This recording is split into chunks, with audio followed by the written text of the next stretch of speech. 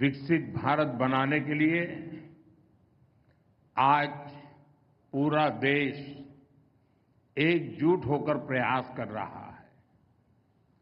विकसित भारत के निर्माण में हमारे शहरों की बहुत बड़ी भूमिका है।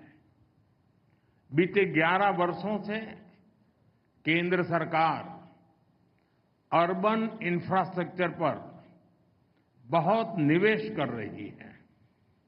പ്രിയപ്പെട്ട സുഹൃത്തുക്കളെ, വികസിത ഭാരത നിർമ്മാണത്തിനായി ഇന്ന് രാഷ്ട്രം ഒറ്റക്കെട്ടായി പരിശ്രമിക്കുകയാണ്. വികസിത ഭാരതത്തിന്റെ നിർമ്മാണത്തിൽ നമ്മുടെ നഗരങ്ങൾക്ക് വലിയ പങ്കാണ് വഹിക്കാനുള്ളത്. കഴിഞ്ഞ 11 വർഷമായി രാജ്യത്തെ നഗരങ്ങളുടെ അടിസ്ഥാന സൗകര്യ വികസനത്തിനായി കേന്ദ്ര സർക്കാർ വൻതോതിലുള്ള നിക്ഷേപമാണ് നടത്തിവരുന്നത്.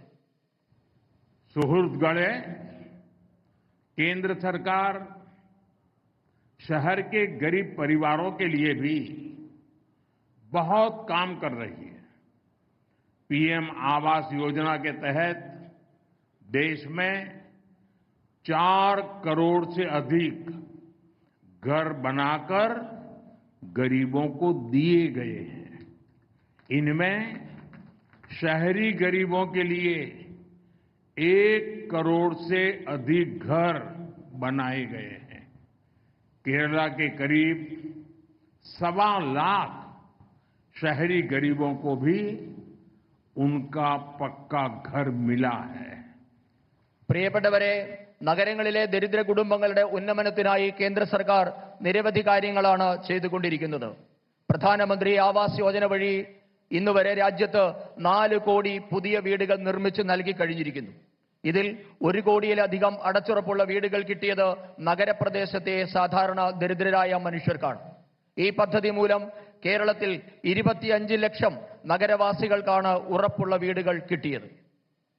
सुहृदगणे, गरीब परिवारों का बिजली का बिल बचे, इसके लिए पीएम सूर्यघर मुफ्त बिजली योजना शुरू की गई है. गरीबों को आयुष्मान भारत से 5 लाख रुपए का फ्री हेल्थ ट्रीटमेंट मिल रहा है. नारी शक्ति की स्वास्थ्य सुरक्षा के लिए मातृ वंदना योजना जैसी स्कीम बनाई गई है. केंद्र सरकार ने 12 लाख रुपए तक की इनकम उसको टैक्स फ्री कर दिया है. इसका बहुत बड़ा फायदा केरला के लोगों को भी हुआ है, विशेष करके मध्यम वर्ग को हुआ है, सैलरी क्लास को हुआ है. പ്രിയപ്പെട്ടവരെ, ദാരിദ്ര്യരേഖയ്ക്ക് താഴെയുള്ളവരെ വലിയ വൈദ്യുത നിരക്കിൽ നിന്നും രക്ഷിക്കുന്നതിന് വേണ്ടി സൗജന്യ വൈദ്യുത പദ്ധതിയായ PM സൂര്യഘർ യോജന രാജ്യത്ത് നടപ്പാക്കിയിട്ടുണ്ട്. രാജ്യത്തെ പാവപ്പെട്ടവർക്ക് പ്രതിവർഷം 5 ലക്ഷം രൂപയുടെ സൗജന്യ ചികിത്സ ഇന്ന് കിട്ടുന്നുണ്ട്. നമ്മുടെ രാജ്യത്തിന്റെ കരുത്തായ നാരീശക്തിയുടെ, സ്ത്രീ ശക്തിയുടെ ആരോഗ്യ സംരക്ഷണത്തിനായി മാതൃവന്ദന പോലെയുള്ള വിവിധ പദ്ധതികൾ ഇന്ന് കേന്ദ്ര സർക്കാർ നടപ്പാക്കിയിട്ടുണ്ട്. രാജ്യത്ത് 12 ലക്ഷം രൂപ വരെ വാർഷിക വരുമാനമുള്ളവരെ ആദായ നികുതിയിൽ നിന്നും കേന്ദ്ര സർക്കാർ ഒഴിവാക്കിയിട്ടുണ്ട്.